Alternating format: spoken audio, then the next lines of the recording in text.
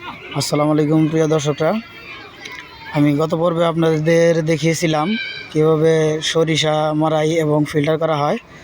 আজকে দেখাবো কিভাবে সরিষা আমরা সংগ্রহ করে থাকি। এই হচ্ছে সরিষা,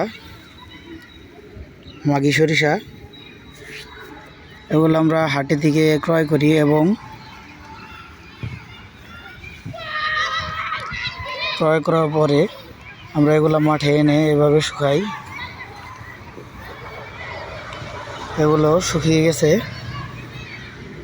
এখন এগুলো প্যাকেটিং করা হবে এবং মাড়াইয়ের জন্য প্রস্তুত করা হবে। তো দেখেন, সব সরিষাই শুকিয়ে গেছে এখন।